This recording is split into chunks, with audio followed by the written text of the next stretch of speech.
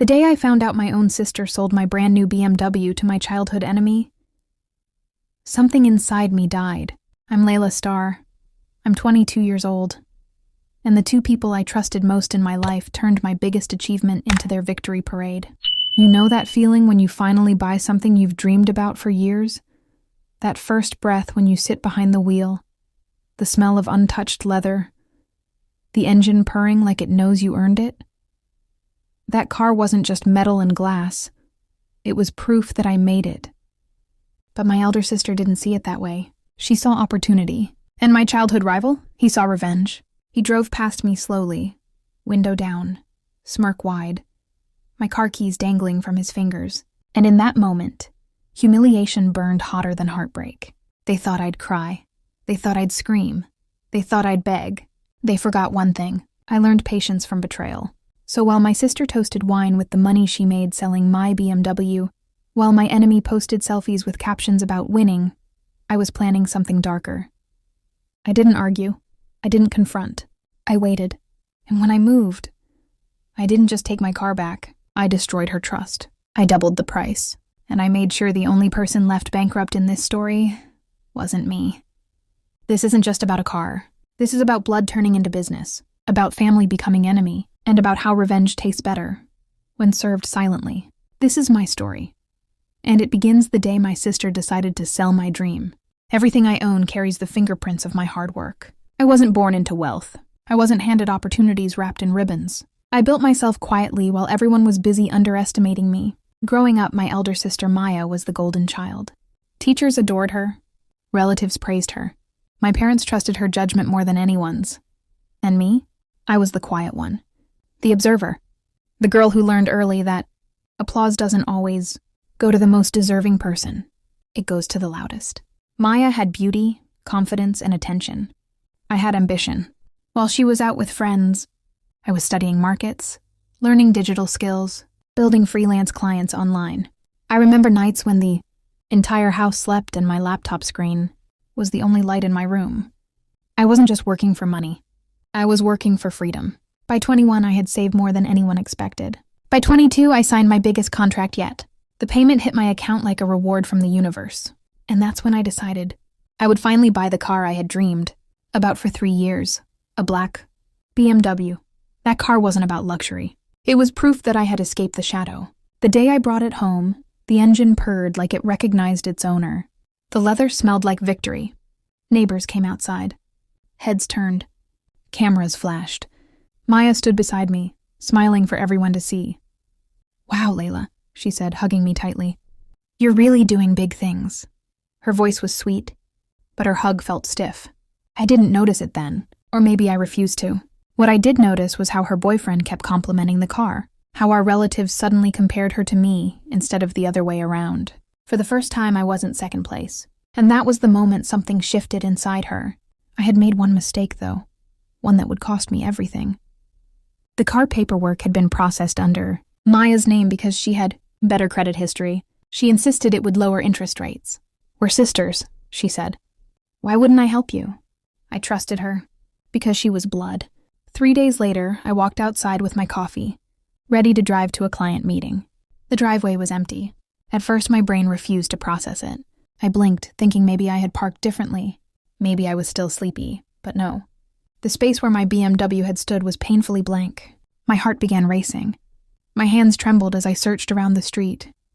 Nothing. No broken glass. No sign of theft, just silence. I rushed inside, panic rising in my throat. That's when I heard laughter coming from the living room. Maya was on a call. "Yeah, he transferred the money instantly," she said casually. "He was desperate for it."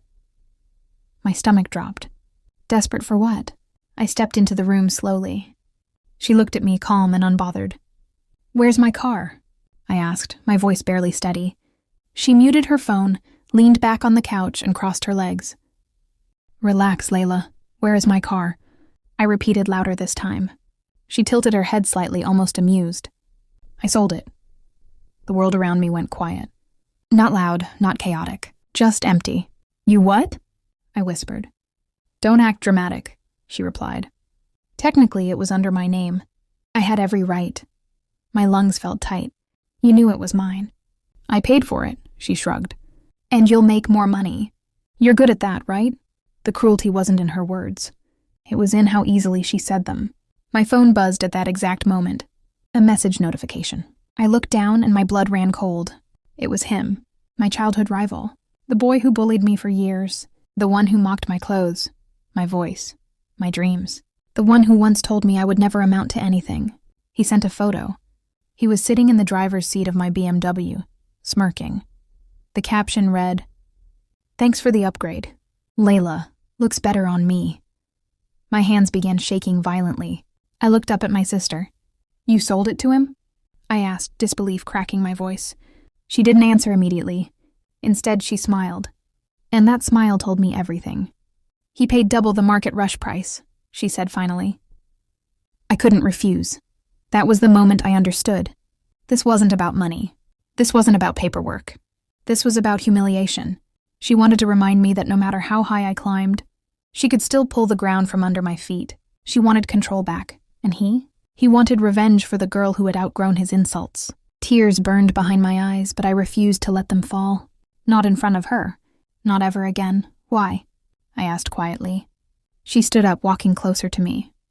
"Because you've been acting like you're better than everyone. Lately," she said softly. "You needed to be humbled." Humbled. That word echoed in my mind. I felt something break inside me, but it wasn't weakness. It was trust. And once trust breaks, it never reforms the same way. I looked at her carefully, memorizing her expression. Her posture, her confidence. She thought she had won. She thought I would cry, scream, beg her to undo it, but something else was forming inside me. Something colder. Something strategic. I wiped my eyes gently and nodded. "Okay," I said calmly. She seemed almost disappointed by my reaction. Maybe she wanted drama. Maybe she wanted proof that she still had power over me. Instead, I turned around and walked to my room, closing the door quietly behind me. I sat on my bed, staring at the wall. My BMW was gone. My childhood enemy was driving it around town. My own sister had handed him the keys. But as the shock slowly settled, a new thought replaced it. She used paperwork against me. She used legality. She used ownership. Fine. I would use intelligence. I opened my laptop. I checked something very carefully. And when I saw what I needed to see, a slow, controlled smile formed on my face. If she wanted to play business, then she forgot who taught herself how to win.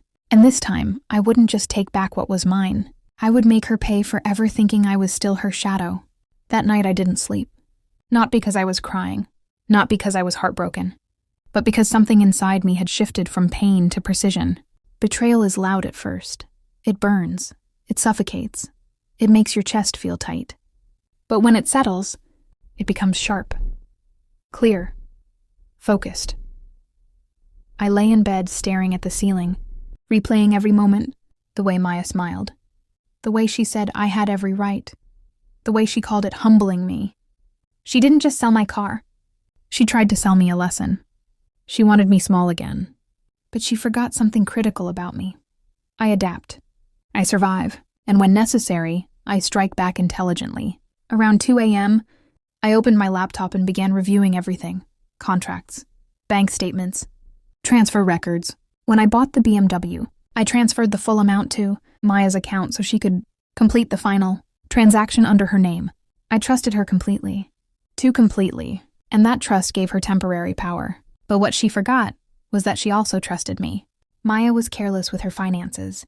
She used the same bank card for online purchases, subscriptions, luxury shopping. And months ago, when she asked me to help her set up automatic investments, she handed me her card details willingly. I never misused them. I never even thought about it. Until now. I stared at the screen, my reflection faintly visible in the dark glass. This wasn't about theft. This was about restoration, justice, balance. She sold my car legally because it was under her name. Fine. I would buy it back legally too. The next morning, I did something unexpected. I acted normal. I walked into the kitchen calm, composed, almost cheerful. Maya was drinking coffee, scrolling on her phone. She glanced at me carefully, as if studying whether I had broken overnight. "You okay?" she asked casually. I smiled softly. "Yeah, it's just a car." I saw confusion flash across her face. She expected rage. Instead, I gave her indifference. That unsettled her more than tears ever could. Later that day, I checked social media. There it was, my BMW, parked in front of a luxury cafe. My childhood rival leaning against it like it was his life's greatest achievement. The caption read, "Some people work hard, some people work smart." The comments were filled with fire emojis and laughter. My name was mentioned more than once. I felt the sting, but only briefly. Because humiliation is temporary when you know something others don't. I waited 2 days before making my move. Timing is everything in revenge. You don't strike when you're emotional. You strike when your target feels safe. On the third evening, I sent him a message. Simple, direct. "I want to buy the car."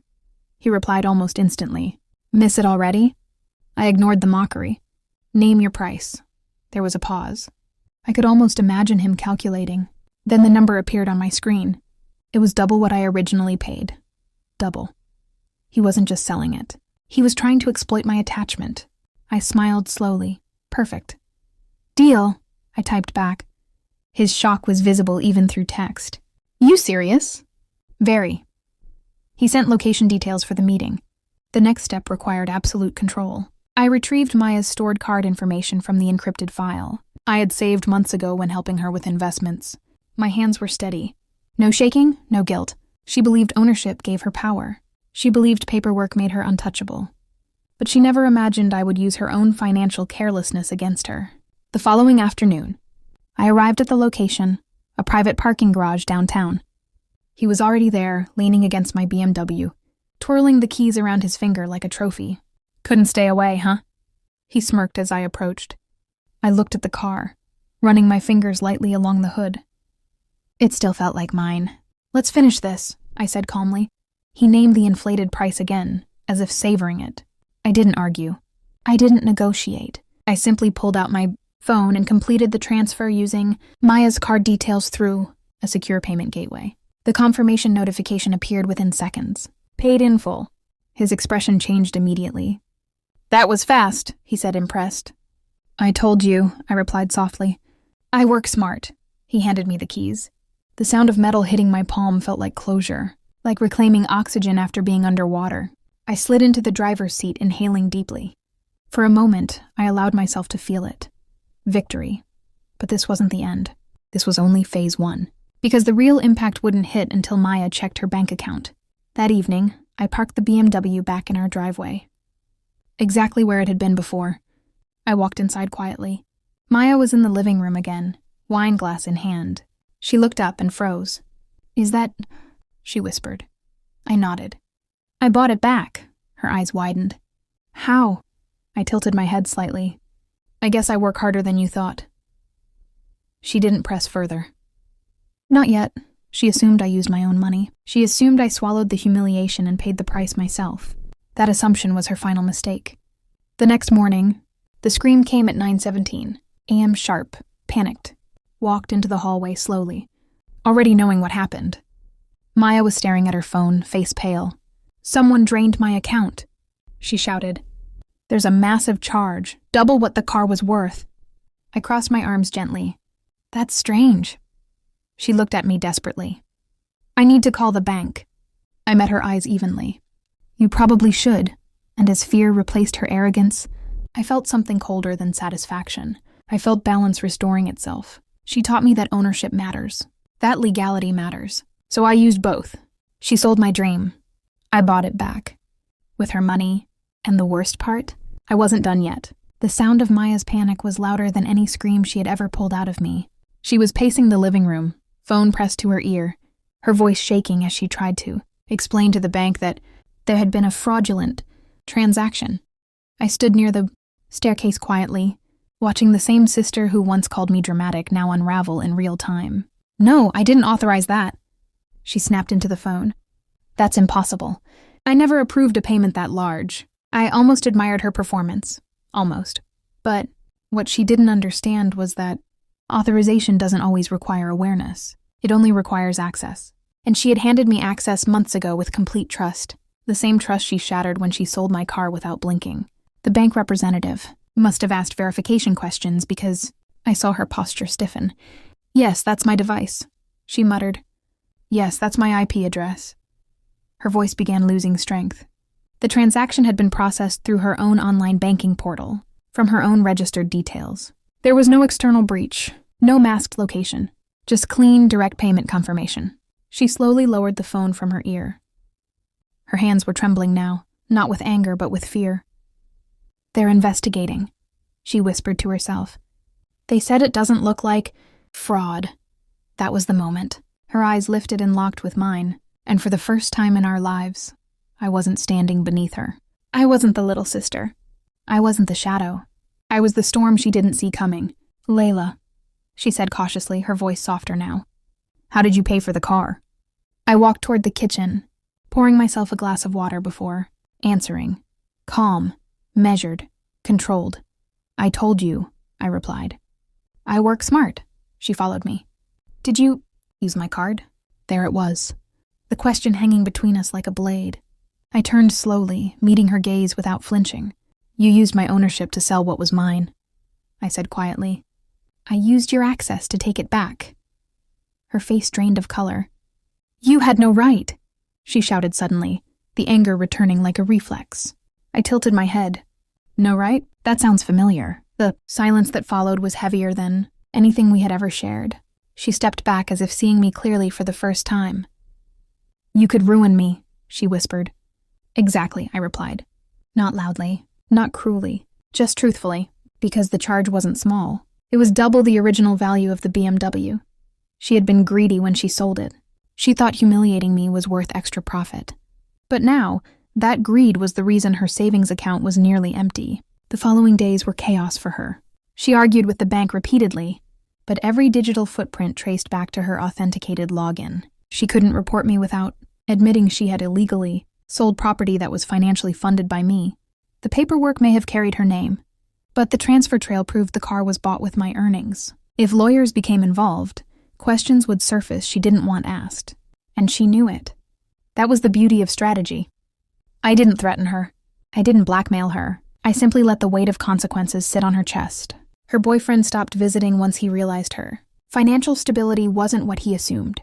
Luxury dinners ended. Shopping sprees stopped. Even her tone changed. The confidence she once wore like a crown began slipping. One evening, she knocked on my bedroom door, gently, hesitantly. I opened it to see a version of her I had never witnessed. Before, uncertain. We're sisters, she began quietly. I almost smiled at the irony. Are we? I asked. She swallowed hard. You made your point. Can we just move past this? Move past this, as if betrayal was a misunderstanding, as if humiliation was a prank. I stepped aside and let her enter.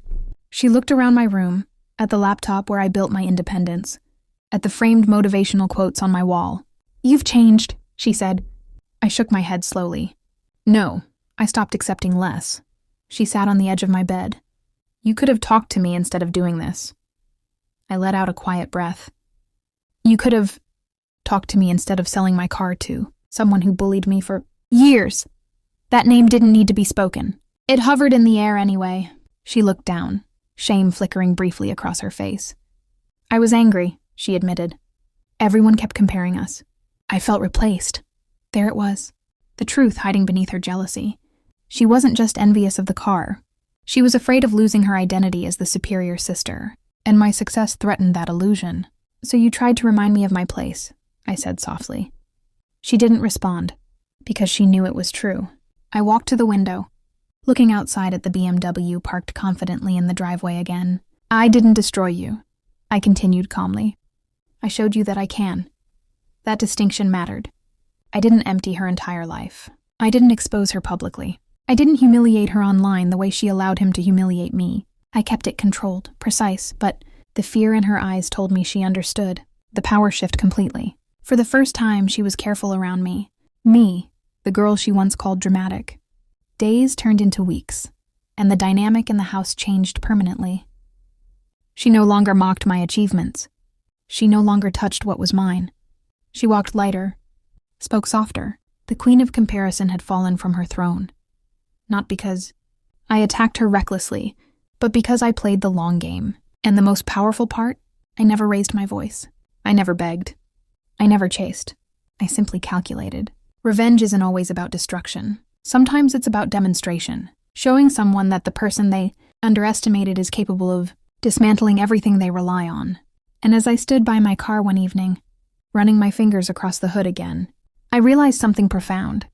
This was never just about a BMW. It was about respect. And now, finally, I had it.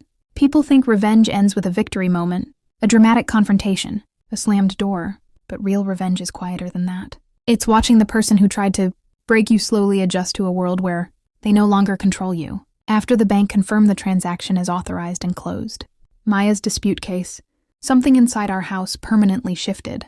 She stopped hosting friends. The laughter that once filled the living room disappeared. Even her footsteps sounded different, lighter, cautious, almost uncertain. She wasn't broke. I didn't drain her into nothingness, but I drained her illusion of superiority, and that was far more expensive. One evening, about 3 weeks after everything happened, I received a message from my childhood rival. Heard about your sister's bank issue. Crazy world, huh? I stared at the text for a moment. He was fishing, trying to see if I'd slip, trying to see if he could regain control of the narrative. I replied with one sentence, "Be careful who you celebrate with." He didn't respond after that, because deep down he understood something had changed too. He bought that car thinking it was a trophy. He sold it back thinking he was exploiting my emotions. But in the end, he was just a middle piece in a bigger game, and I was the one who closed the deal. At home, Maya tried rebuilding normalcy. She cooked dinner one night, something she hadn't done in years. "I made your favorite," she said softly as I walked into the kitchen. I paused. Her voice didn't carry sarcasm this time. It carried effort. "Thank you," I replied calmly. We ate in near silence, not tense silence, reflective silence. Finally, she spoke. "Do you hate me?" The question hung between us. I looked at her carefully. The anger I once felt had cooled into something more powerful. Clarity. "No," I said honestly. "But I don't trust you." That truth hit harder than any insult could have. Because hate can be loud and temporary, but lost trust? That lingers. She nodded slowly, accepting it. And in that moment, I realized something important. Revenge gave me balance, but boundaries would give me peace. The next day I made changes. I refinanced the BMW fully under my own name. I removed every shared financial access point between us. I opened new accounts, new passwords, new independence. Not out of fear, out of wisdom. Maya noticed, of course. "You don't have to shut me out completely," she said quietly one afternoon. I gave her a small, composed smile. "I'm not shutting you out. I'm protecting myself. There's a difference. And grown women understand it." Weeks passed. The story faded from public attention. Social media moved on. Neighbors forgot. But inside this house, the hierarchy had permanently changed. Maya no longer compared. She no longer competed. She watched, carefully, respectfully, and, maybe for the first time in our lives, she saw me not as her little sister, but as an equal. One night, as I stood by the window looking at my BMW glowing under the streetlight, she joined me. "You really love that car," she said quietly. I smiled faintly. "It's not about the car." She glanced at me, waiting for more. "It's about what it represents," I continued. "I built something for myself, and I refused to let anyone take it." She didn't argue, because she understood now. Success isn't loud, power isn't aggressive, and revenge is most effective when it teaches without screaming. Maya lost money, she lost pride. She lost the comfort of believing I would always stay beneath her. But I gained something far more valuable: self-respect, control, and the unshakable knowledge that no one, not even blood, can outplay me in my own story. As for my childhood rival, he stopped posting about wins. Because real winners don't need to mock others, and real strength doesn't chase validation. It was never about destroying my sister's life. I could have gone further. I could have exposed her publicly. I could have humiliated her the way she humiliated me. But destruction is easy. Discipline is rare, and I chose discipline. The final lesson wasn't for her. It was for me. Never hand over ownership of your dreams. Not legally, not emotionally, not financially. And never confuse family with loyalty. Loyalty is proven, not assumed. Today, when I drive my BMW through the city streets, the engine sounds different, stronger, because now it carries more than my ambition. It carries my boundaries. It carries my awakening. And every time I grip that steering wheel, I remember the girl who stood in an empty driveway feeling powerless. She's gone now. In her place stands a woman who understands strategy, who understands timing, who understands that silence can be sharper than screams. My name is Layla Starr. I'm 22 years old. My sister sold my dream to my enemy, so I bought it back with her own money. Not to destroy her, but to show her that underestimating me would always be her most expensive mistake. And if there's one thing this story proves, it's this. Never try to humble someone who built themselves from nothing. Because when they rise again, they rise smarter. If you felt this story, if you believe in silent strength and powerful comebacks, please subscribe my channel.